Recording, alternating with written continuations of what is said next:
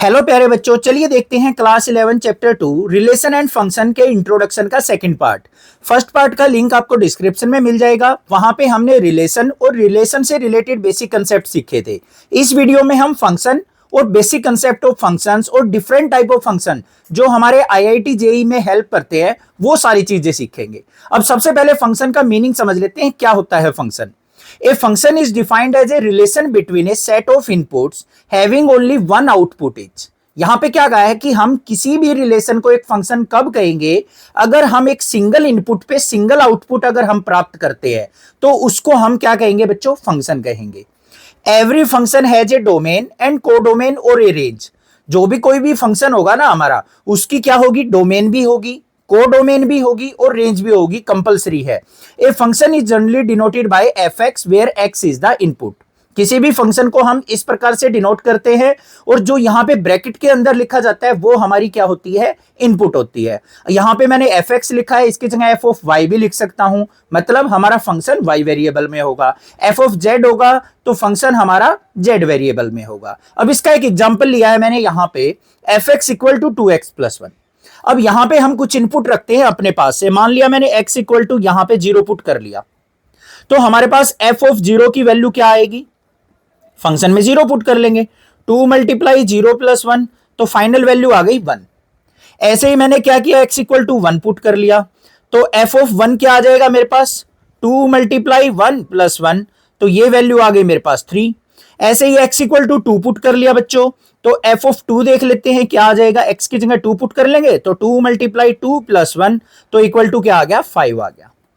अब इसका अगर एरो डायग्राम बनाना है तो हमें एक लेफ्ट ओव्यूल और एक राइट ओव्यूल लेना पड़ेगा। लेफ्ट वाले में हमारी इनपुट्स आती हैं, राइट वाले में आउटपुट। इनपुट देखो बच्चों हमने क्या डाली है, 0 1 और 2, तो यहां पे लिख लेंगे 0 1 और 2। आउटपुट क्या क्या मिली है, 1 3 5 1 3 5। अब एरो डायग्राम कैसे बनेगा, 0 वैल्यू पुट करने के बाद हमारे पास क्या आया है, 1 आउटपुट आई है। 1 वैल्यू पुट करने के बाद हमारे पास 3 आउटपुट आई है। 2 पुट करने के बाद 5 आउटपुट आई है। इसका मतलब एक इनपुट पे हमें एक ही आउटपुट मिली है, तो इसका मतलब ये जो वैल्यू थी हमारे पास, जो ये रिलेशन था, ये हमारा क्या एक फंक्शन की तरह वर्क करेगा। समझ में आ गई बात, सिंपल सी बात है। किसी रिलेशन को हम फंक्शन जब कहेंगे जब एवरी सिंगल इनपुट पे एक सिंगल आउटपुट हमें प्राप्त होती है, तो उस चीज को हम एक फंक्शन कहते हैं। अब यहां पे एक मैंने नोट लिख के कुछ इंपॉर्टेंट बात लिखी है, क्या है माइंड में सेट कर लो। Every function is a relation but every relation is not a function. जो फंक्शन होते हैं वो सारे के सारे रिलेशन जरूर हो सकते हैं, बट सारे रिलेशन हमारे फंक्शन नहीं होते हैं।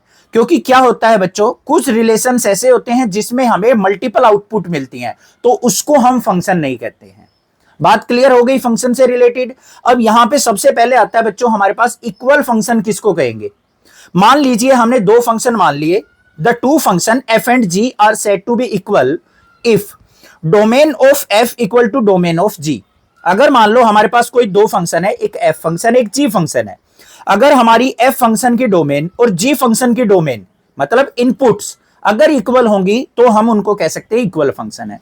दूसरी condition, domain of function equal to codomain of g, ये भी कंडीशन कंपलसरी है, ये भी होगी तभी हमारा इक्वल फंक्शन कहलाएगा। लास्ट में क्या है, f x equal to g x for all value of x in the domain. X की हम कोई भी वैल्यू पुट करें, जैसे हमने यहां पे 0 1 2 पुट किया है, फंक्शन एफ एक्स में पुट करें या जी एक्स में पुट करें, हमारा रिजल्ट सेम मिले, आउटपुट सेम मिले, तभी हम उस फंक्शन को इक्वल फंक्शन कहेंगे। यहां तक की बातें सारी क्लियर हो गई हैं, कोई दिक्कत नहीं है। अब मेन बात आती है हमारी टाइप्स ऑफ फंक्शंस की। अब नेक्स्ट है हमारे पास रियल फंक्शन कौन सा होता है, इसको ध्यान से समझना। A function f a goes to b whose range lies within the real numbers.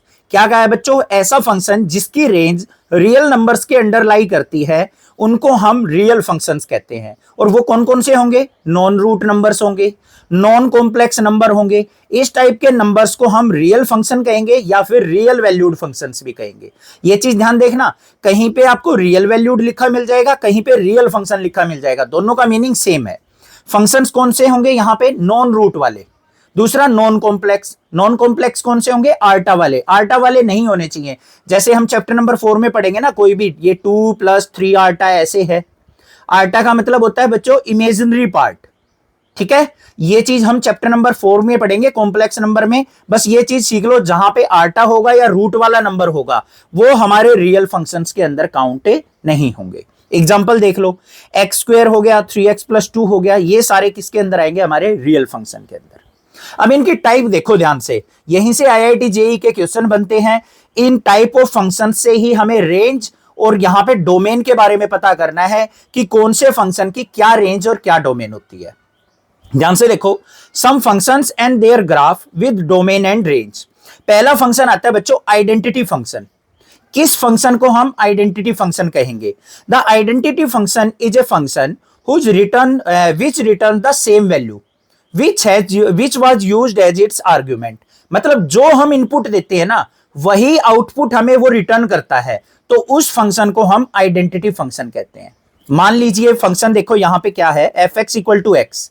अगर मैं x में 1 पुट करता हूं तो रिजल्ट 1 मिलेगा, x में 2 पुट करता हूं तो रिजल्ट 2 मिलेगा, 3 पुट करता हूं तो 3 मिलेगा। मतलब जो इनपुट हम पुट कर रहे हैं वही हमें आर्गुमेंट के तौर पे, रिजल्ट के तौर पे मिल रहा है, तो उसको हम आइडेंटिटी फंक्शन कहेंगे। और इसका ग्राफ किस प्रकार से बनेगा, ओरिजिन से पास होती हुई एक स्ट्रेट लाइन हमारे पास ग्राफ बनके तैयार हो जाएगी। इसकी डोमेन और रेंज क्या होगी, डोमेन भी रियल नंबर्स होंगे और रेंज भी हमारी क्या होगी, रियल नंबर्स। ठीक है बच्चों, क्योंकि रियल नंबर्स इसके अंदर हम पुट करेंगे फंक्शन के तौर पे और वही रिजल्ट हमें मिलेगा, तो वो हमारी रेंज हो जाएगी। पहला फंक्शन क्लियर हो गया, आइडेंटिटी फंक्शन। सेकंड वाले पे चलते हैं। सेकंड फंक्शन आएगा हमारा कांस्टेंट फंक्शन। जैसा कि नाम से ही पता चल रहा है, जिस फंक्शन की वैल्यू चेंज ना हो डिफरेंट इनपुट्स पे भी, वो फंक्शन हमारा कांस्टेंट फंक्शन कहलाता है। देखो definition, a constant function is a function whose value is the same for every input value. जो भी हम इनपुट वैल्यू रखेंगे उस फंक्शन की रिजल्टेंट वैल्यू या फिर जो रिजल्ट होगा, आउटपुट जो होगी, वो हमेशा फिक्स रहे, उसको हम कांस्टेंट फंक्शन कहेंगे। Function real value to real value define होगा। इसका मतलब क्या होता है पहले समझो। Real values to real value मतलब है रियल वैल्यू हम उसमें पुट करते हैं और रिजल्ट में भी हमें रियल वैल्यूज मिलती हैं। एफ से हमारा फंक्शन डिनोट होगा। इसका मीनिंग क्लियर हो गया? इससे कंफ्यूजन रहती है, बच्चे इसको छोड़ देते हैं, क्या पता क्या है, छोड़ो इसको, बट इसका मीनिंग आपको अच्छे से क्लियर हो जाना चाहिए। अब देखो फंक्शन दे दिया fx = c। c कोई भी कांस्टेंट वैल्यू हो सकती है। इसका ग्राफ की बात करें तो यहां पे मान लिया मैंने क्या कर लिया, y = 2 ले लिया, या फिर इस प्रकार से ले लिया f(y) = 2, या फिर ऐसे भी ले सकता हूं f(x) = 2। तो ये क्या हो गई, फिक्स वैल्यू हो गई। f(y) = 2 मतलब y = 2 पे एक स्ट्रेट लाइन बना दी मैंने, ये इसका ग्राफ हो गया कांस्टेंट फंक्शन का। अब इसकी डोमेन और रेंज क्या होगी? डोमेन मतलब कोई भी रियल वैल्यू हो सकती है। यहाँ पे f(y) = 2 रख दिया, f(y) = 3 ले लिया, f(y) = मान लिया -2 ले लिया, कुछ भी ले लिया, आपकी मर्जी है। मतलब रियल वैल्यूज हमारी सारी की सारी डोमेन में आ सकती हैं, बट रेंज क्या होगी, जो भी यहाँ पे फिक्स वैल्यू होगी ना वही हमारी रेंज होगी। यहाँ पे c लिया है तो मैंने c से ही यहाँ पे रेंज को डिफाइन किया है। क्लियर बात कांस्टेंट फंक्शन की भी। नेक्स्ट बात आती है बच्चों polynomial function. A function that involves only non negative integer power. ऐसा फंक्शन जिसमें वेरिएबल की नॉन नेगेटिव इंटीजर पावर होती है, उस फंक्शन को हम पॉलिनोमियल फंक्शन कहते हैं। ये भी हमारा real value to real value defined होता है। Example fx = x² - 4 for all x belongs to real value.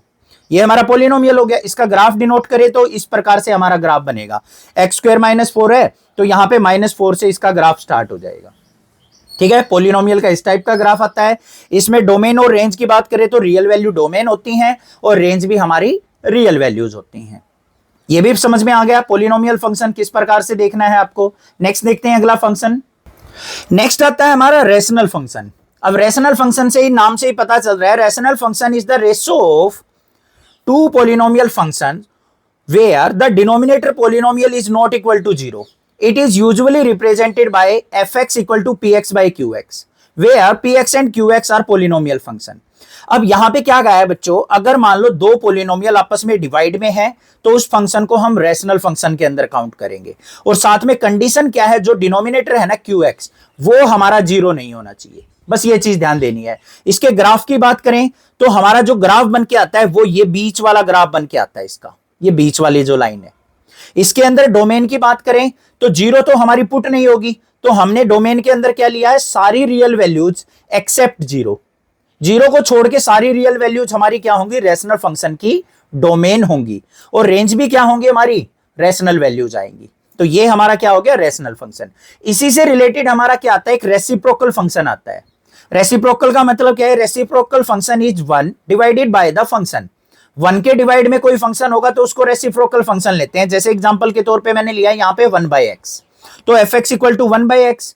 यहां पे भी x की वैल्यू हमारी जीरो नहीं होगी। क्या लिखा है मैंने, x belongs to real values except zero, कि हम डिनोमिनेटर में जीरो नहीं लेंगे, क्योंकि डिनोमिनेटर में जीरो ले लिया बच्चों तो फंक्शन क्या रिजल्ट देगा, इनफाइनाइट। That's not possible. तो डोमेन क्या होगी इसकी, रियल वैल्यूज माइनस में जीरो, और रेंज भी क्या होगी, रियल वैल्यू माइनस में जीरो। क्लियर बात हो गई, समझ में आ गया, कोई दिक्कत नहीं है। इसका ग्राफ की बात करें तो कुछ इस टाइप का इसका ग्राफ निकल के आता है। ये हो गया हमारा रेसिप्रोकल फंक्शन। नेक्स्ट हम बात करेंगे मॉडुलस फंक्शन की। कौन सा होगा मॉडुलस फंक्शन, इंपॉर्टेंट है। The modulus of A given number describe the magnitude of the number. Magnitude of A number को हम क्या कहते हैं, मॉडुलस ऑफ फंक्शन कहते हैं। कुछ इस प्रकार से हमारा मॉडुलस फंक्शन लिखा जाता है, fx equal to mod x। इसमें हम नेगेटिव वैल्यू पुट करेंगे तब भी हमें पॉजिटिव रिजल्ट मिलेगा, पॉजिटिव वैल्यू पुट करेंगे तब भी हमें पॉजिटिव वैल्यू मिलेगी। कैसे, यहां पे ध्यान से देखो, डोमेन इक्वल टू क्या है, रियल वैल्यूज। अब रियल वैल्यूज में यहां पे नेगेटिव वैल्यू भी पुट हो सकती है और पॉजिटिव वैल्यू भी पुट हो सकती है, ठीक है। और रिजल्ट क्या मिलेगा हमेशा, रेंज में देखो, जीरो से स्टार्ट होके इनफाइनाइट तक। जीरो पे हमारा क्लोज इंटरवल है, इनफाइनाइट पे ओपन इंटरवल है, मतलब हमेशा इससे पॉजिटिव रिजल्ट हमें मिलने वाला है। और इसका ग्राफ किस प्रकार से बनेगा, देखो यहां पे ये y इक्वल टू एक्स के लिए y equal to minus x. Negative value पे हमारा लेफ्ट साइड स्ट्रेट लाइन चला जाएगा और पॉजिटिव वैल्यू पे हमारा राइट साइड स्ट्रेट लाइन चले जाएगा। तो एवरी इनपुट पे एवरी आउटपुट हमें यहां पे शो हो रही है, और ये हमारी डोमेन और रेंज होगी किसकी, मॉडुलस फंक्शन की। नेक्स्ट फंक्शन आता है बच्चों हमारा सिग्नम फंक्शन। अब सिग्नम फंक्शन के अंदर ध्यान से देखो, यहां पे तीन ही टाइप की वैल्यू होती है हमारे पास। या तो आपके पास पॉजिटिव वैल्यू होगी +1 या -1 या 0। देखो कैसे, the signum function simply gives the sign for given value of x। For x value greater than 0 the value of the output is +1। 0 से बड़ी वैल्यू होगी तो उसकी आउटपुट हमेशा +1 लेनी है। अगर हमारी लेसर देन 0 होगी तो आउटपुट हमें -1 लेनी है, और एग्जैक्टली 0 होगी तो आउटपुट भी हमारी 0 होगी, ठीक है। इसकी रेंज जो होगी वो -1 0 1 होगी, और डोमेन कोई भी रियल वैल्यूज। रियल वैल्यूज में हम कोई भी वैल्यू पुट करेंगे ना, मान लीजिए -3 पुट कर लिया, 0 पुट कर लिया, -7 पुट कर लिया, 8 पुट कर लिया। अब देखो -3 क्या है, लेस देन 0 है, तो यहां पे रेंज जो होगी हमारी, रेंज ये तो हमारी डोमेन हो गई, तो यहां पे रेंज में क्या निकल के आएगी, -3 पे हमारा -1 आएगा, 0 पे 0 आएगा, नेगेटिव वैल्यू है -1 आएगा, पॉजिटिव वैल्यू है 1 आएगा। तो रेंज हमारी क्या रहेगी, -1 0 या फिर 1। तो ये हमारी रेंज डिफाइंड हो गई। ग्राफ इसका इस प्रकार से बनेगा, +1 के लिए, -1 के लिए और 0 के लिए। समझ में आ गई बात, दोबारा बता दूं एक बार थोड़ा सा। इसके अंदर क्या होगा, कोई भी वैल्यू हो बच्चों, कोई भी रियल वैल्यू, नेगेटिव वैल्यू हो, पॉजिटिव वैल्यू हो या 0 हो, अगर कोई भी नेगेटिव वैल्यू होगी तो उसकी आउटपुट हमेशा -1 होगी। कोई भी पॉजिटिव वैल्यू होगी तो उसकी आउटपुट हमेशा +1 होगी, ये रही +1। और कोई 0 वैल्यू होगी इनपुट तो उसके लिए रिजल्ट भी हमारा, आउटपुट भी हमारी 0 होगी, उसको हम सिग्नम फंक्शन कहते हैं। क्लियर बात, ठीक है। लास्ट फंक्शन और देखते हैं जो कि हमारे सिलेबस के अंदर है। लास्ट एंड इंपॉर्टेंट फंक्शन आता है हमारा ग्रेटेस्ट इंटीजर फंक्शन। ये बच्चों को क्लियर ही नहीं होता है, बिल्कुल आसान तरीके से समझाऊंगा, ध्यान से देख लो। The greatest integer function is denoted by the x। इस प्रकार से आपको कैपिटल ब्रैकेट्स के अंदर बंद मिलेगा आपको integer, greatest integer function. For any real function the function round off the real number down to the integer less than the number, this function is called floor function. अब बच्चों ध्यान से देखो, ये क्या करता है ग्रेटेस्ट इंटीजर फंक्शन, कोई भी आपके पास मान लो फ्रैक्शनल वैल्यू है, डेसिमल वैल्यू है, उसको राउंड ऑफ कर देता है लेसर इंटीजर पे। उस फंक्शन को हम ग्रेटेस्ट इंटीजर फंक्शन कहते हैं, या फिर इसको फ्लोर फंक्शन भी कहते हैं। मतलब ऊपर वाली वैल्यू को निचले इंटीजर पे ये क्या कर देता है, राउंड ऑफ करके दे देता है। तो यहां पे फंक्शन किस प्रकार से लिखा जाएगा, fx इक्वल टू x के लिए, और ये किस पे डिफाइंड होता है बच्चों, real value to real value. और इसकी डोमेन और रेंज की बात करें तो डोमेन में रियल वैल्यू हम पुट करते हैं, रेंज में हमेशा इंटीजर वैल्यू ही हमें मिलेंगी, चाहे वो नेगेटिव मिले, 0 मिले या पॉजिटिव मिले, हमेशा वैल्यू जो मिलेंगी वो क्या मिलेंगी रेंज में, -1 -2 -3 0 1 2 3, इस प्रकार की राउंड ऑफ करके ये वैल्यूज देता है हमें। इसकी ग्राफ की बात करें तो कुछ इस प्रकार का ग्राफ बन के दिखाई देता है हमें। और यहां पे देखो आपको इजीली समझ में आएगा। देखो डोमेन के अंदर मैंने 1.15 पुट किया, इसको राउंड ऑफ करेगा लोवेस्ट इंटीजर पे। 1.5 से पहले इंटीजर कौन सा आता है? 1 आता है, तो ये रेंज क्या आ जाएगी इसकी? 1 आ जाएगी। 2.3 को राउंड ऑफ कर देगा 2 पे, 7 को 7 ही रखेगा। यहां पे देखो -3.010 है, तो इसका क्या करेगा? राउंड ऑफ -4 करेगा, क्योंकि इससे बड़ी वैल्यू क्या होगी? -4। ठीक है, समझ में आ गई? राउंड ऑफ करके नेगेटिव में बड़ी वैल्यू दिखाई देगी आपको और पॉजिटिव वाली में स्मॉलर वैल्यू दिखाई देगी आगे से। क्लियर हो गई बात? अगर मान लो ऐसे होता 7.9 होता, अब राउंड ऑफ करते टाइम आप क्या सोचते हो? 7.9 को तो हम 8 लिख देंगे, बट नहीं, ग्रेटेस्ट इंटीजर फंक्शन क्या करता है? इससे लोअर इंटीजर आपको देता है आउटपुट में। 7.9 की आउटपुट क्या आएगी? 7 आएगी। ये हो गया हमारा ग्रेटेस्ट इंटीजर फंक्शन। समझ में आ गया? लास्ट इसके ऑपरेशंस देख लेते हैं, फंक्शन पे कौन कौन से ऑपरेशन अप्लाई होते हैं। अब रियल फंक्शंस के ऑपरेशन की बात करें तो सबसे पहला ऑपरेशन आता है बच्चों addition of two real functions. अगर आपके पास दो रियल फंक्शंस हैं, एक fx है एक gx है, उनको एडिशन करना है, उनका ऐड करना है। उनको ऐड करने के लिए हमें क्या करना पड़ेगा? इस फॉर्मूले की हेल्प लेनी पड़ेगी, जिसको मैं विद एग्जांपल समझाऊंगा। ध्यान से देखना। सबसे पहले देखो f of x goes to real values, g function है उसके अंदर भी हमारी रियल वैल्यूज हैं। Be any two real function then we define f plus g of x goes to real values. यहां पे क्या कहा है? मान लो एक f फंक्शन है जो कि रियल वैल्यूज पे डिफाइंड है, g फंक्शन है वो भी रियल वैल्यूज पे डिफाइन है, तो इनका सम जो होगा ना f plus g of x, वो भी हमारा रियल वैल्यूज पे डिफाइन होगा बच्चों। तो देखो इसको कैसे लिखेंगे? f plus g of x equal to f x plus g x, इस प्रकार से सम कर देंगे। अब यहां पे एग्जांपल लिया मैंने, fx लिया है 2x², gx लिया है 3x प्लस 2। तो अगर मैं यहां पे f of g of x निकालता हूं तो किसके इक्वल होगा बच्चों? fx प्लस में gx। ये फॉर्मूला लगाना है। fx क्या है हमारे पास? 2x² और gx क्या है? 3x plus 2। इन दोनों को कंबाइंड करके लिख दिया, बस यही हमारा क्या हो गया? दोनों फंक्शंस का एडिशन। सिमिलरली यहां पे क्या है? Subtraction of two real function. Same as it is यहां पे f of minus g of x निकाल लेंगे तो fx माइनस gx, दोनों फंक्शन का डिफरेंस ले लेंगे। तो कैसे होगा? ऊपर वाले एग्जांपल से ही समझते हैं। f of minus g of x equal to क्या होगा? fx माइनस में gx। तो fx क्या है हमारे पास? 2x² माइनस में 3x प्लस 2। नेगेटिव आते ही ब्रैकेट लगा लेना। तो यहां पे इसको सिंप्लीफाई करें तो क्या आ गया? 2x² माइनस का 3x, माइनस अंदर गया तो माइनस का 2। ये हमारे पास क्या आ गया? f of minus g of x आ गया। क्लियर? अब इसके मल्टीप्लीकेशन और डिवीजन को भी देख लेते हैं। अब बात आती है multiplication of two real functions. इसको कैसे करेंगे? देखो मान लो दो फंक्शन है, एक fx है एक gx फंक्शन है, तो इनकी मल्टीप्लीकेशन f ऑफ g भी हमारी रियल वैल्यू पे डिफाइंड होगी। और कैसे लिखेंगे? f of g into x, fx into gx। बस सिंपल सी बात है। मान लीजिए fx फंक्शन हमारा क्या है? 2x² और gx फंक्शन क्या है हमारा? 2x प्लस 1 मान लिया हमने। तो हमने अगर f of g of x निकालना है तो किसके इक्वल होगा? fx multiply gx। दोनों फंक्शन की मल्टीप्लाई, fx क्या है? 2x², इसकी मल्टीप्लाई किससे हो जाएगी? 2x प्लस 1 से। तो रिजल्ट क्या आ जाएगा? 2x² की 2x से मल्टीप्लाई करेंगे तो 4x³, 2x² की 1 से करेंगे तो प्लस का 2x²। ये हमारी क्या आ गई? यहां पे क्यूब आ जाएगा क्योंकि पावर ऐड हो जाएगी ना। तो ये हमारे पास क्या आ गया भाई? Multiplication of two real functions. अब ऐसे ही हमारा quotient of two real function होता है, मतलब division. Same as it is function fx भी रियल वैल्यू पे डिफाइंड होगा और gx भी रियल वैल्यू पे डिफाइंड होगा। इस डिफाइंड का मतलब क्या है? कंफ्यूज मत होना कि हम सारी रियल वैल्यूज पुट करें और रियल वैल्यू हमें रिजल्ट में मिले, ये चीज होती है इसका मतलब। अब यहां पे देखो f by g of x किस प्रकार से लिखा जाएगा? fx by gx। कंडीशन क्या है कि डिनोमिनेटर हमारा नॉट इक्वल टू 0 होना चाहिए, 0 नहीं लेना है। तो मान लिया fx, मान लिया यहां पे हम फंक्शन ले लेते हैं 2x² या फिर 2x की पावर 4 ले लिया। हमने gx फंक्शन ले लिया यहां पे 2x। तो यहां पे f by g of x किसके इक्वल हो जाएगा बच्चों? हमारा fx बाय gx। ऐसे डिवाइड कर लेंगे। fx क्या है? 2x की पावर 4, अब बाय में 2x, 2 से 2 कैंसिल, एक पावर यहां पे कैंसिल आउट हो जाएगी, तो रिजल्ट क्या आ जाएगा? x³ आ जाएगा। तो मतलब जो रिजल्ट आएगा ना वो भी हमारा रियल वैल्यूज पे ही डिफाइंड होगा। बस ये चीज थी।